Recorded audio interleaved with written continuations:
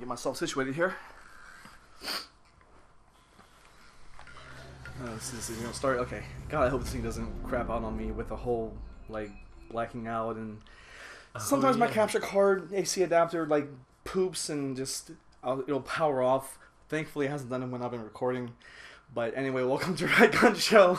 Welcome. I'm Patrick. Steven. You should already know that by now because we have fans. All 20 of you. Wait, not really, but okay. Yeah.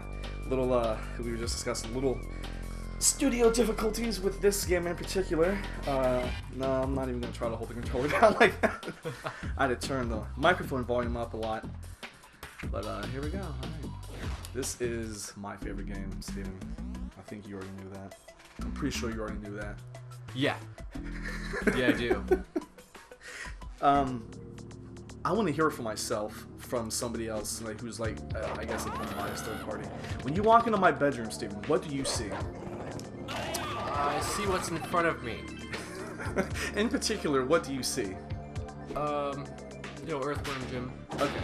I figured you would mention something about the Goody Star posters and the signed autograph pictures and shit. Snowflake blanket. Oh yeah. Wait. Yep. Yeah, that is in there. That's right. Yeah. That's on my quote-unquote bed. Okay, futon mattress I have thrown on the floor. Like that makes a difference. But yeah, I'm a big-time Earthworm Jim fan. Like I said, it's my favorite game. And not 2 minutes in, there it is. Oh, there we go. Okay, hi. This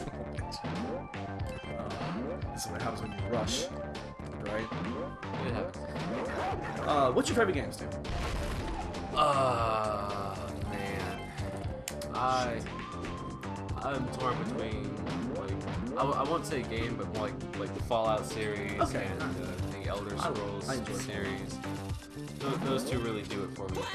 What is it about Elder Scrolls? Because I don't think I've ever played. Well, no, Dirt. What's the brain fart? What's the latest Elder Scrolls game that came out? Well, technically now it's ESO Elder Scrolls Online. Okay. I was thinking Skyfall. Skyrim. Skyrim, that one, yeah. That's the. That's the latest single player. Gotcha. Okay. I have Oblivion, which is part 4. Is that right? Yeah, that's before Skyrim. Okay. Yeah. So you're doing well. You're doing well. Yeah, so far, right? Okay. There it is. Oblivion is actually where things really picked up from that series. Oh, is it? Well, I guess some people would say Morrowind, which was the third game. Yeah, right before. Yeah, I bought the pack on Steam, and they were like the first 4 were in there, or maybe it was just 3 and 4. I don't remember. It's probably 3 and 4. Yeah, regardless, I have it. Yeah, you know what? You're right. It is 3 and 4. First, you have to have an emulator. And to play. I don't know if you've ever bought an old school game like that on Steam, but it emulates using DOSBox, which is fine, but except for when it doesn't work, which is most of the time. Oh. And you can't change any of the settings or anything like that. Yeah. And it was completely ass. Yeah, well, I haven't had to deal with that. I tried doing it one time, but it was too confusing because the first 2 games you can actually get for free off of the Elder Scrolls website. Oh. If you have the DOSBox. But I couldn't figure it out. It was too complicated to get. So I think you have to. I think like DOSBox is the thing you have to use, unless you can find a ripped file of just the game on the download side. But my experience with that is that those do not work. Like, you have to rip them using WinRAR or anything. Yeah. At least not in my experience. I forgot that I'm playing this game on the hardest difficulty, so I might have a little issues in this game a little bit. I did not even think about that before we began. It's your favorite game, you'll be fine. Yeah, you're right. As many times as I've played through this game, I didn't actually beat this game until like, let's see, I was 7 or 8 when I got it. I got it Thanksgiving weekend, one year in school. Thanksgiving weekend '94 is when I actually got it. And I was stuck on the 3rd level for I'm gonna say about 500 years. So literally forever. Yeah, right. I'm 527 years old. So hey, go figure. No, it was a few years. I could not get past the 3rd level without cheating. It's the most bullshittest level possibly ever. Also, this is a secret level. Well, not secret level. This is a special edition level, I guess you could say. It's not in the original game. It was in the Windows 95 port of Earthworm Jim, which I have. I got back in Windows. Back in '95. And this was included in there, you know, same spot or whatever. So honestly, I don't know what version the testers played when they were making this game, because the Windows 95 version, which was also ported to the Sega CD, which is the most expensive game I've ever purchased in my life. I do not. Is the most complete version, but there are levels missing out of this version right here. I mean, it's good because it's the hardest level that's missing, so I'm not too worried about it. But yeah, I've always wondered, like, what the hell did they actually play? That's interesting. This is one of those games that each port is different. Every version of this game is different. Like, you know, Super Nintendo from the Sega. It started on the Sega. The Super Nintendo version is different. It's the inferior version. The music's crappy, and there's less sound effects. So if you ever become a diehard fan for some reason in the ripe old age of 50, and you decide, hey, I'm playing Earthworm Jim, buy the Sega Genesis version. Okay. It's the cheapest and cheapest for the price. Or, okay. I'm sorry, for the quality, the price. So the most expensive thing you ever purchased? Yes. May I ask how much you had spent? $100. eBay. That's not bad.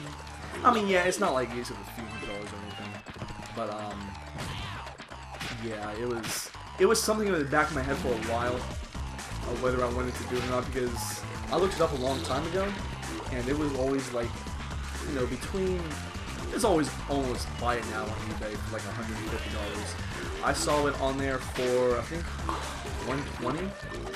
I offered the guy, what was it, $80, knowing that he would counter offer the difference, you know, $100. And I took it. That's what I pretty much expected to pay on it. Yeah, that's the kind of thing where it's worth it. Oh yeah, to me, it's, you know, to a collector like that, you know, I've already put so much time, money, and effort into my bedroom, which is my Earthworm Jim shrine, like we talked about. Groovy. Yeah. I like that about this game a lot. What really appealed to me about, I guess, the generation of gaming that I grew up with, or from a younger age, was everything was hand drawn. Well, the good stuff was hand drawn. This was hand drawn. This idea came from Doug Tnapp.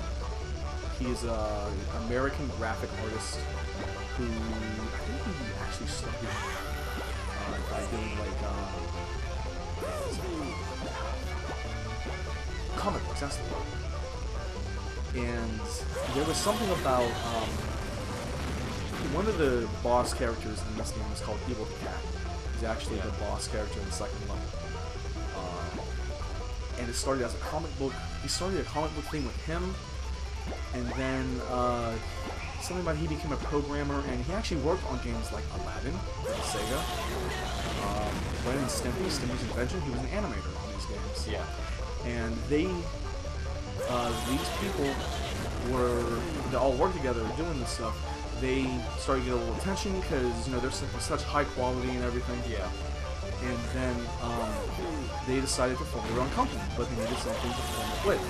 And it was actually Earthworm Jim they formed it with. So a lot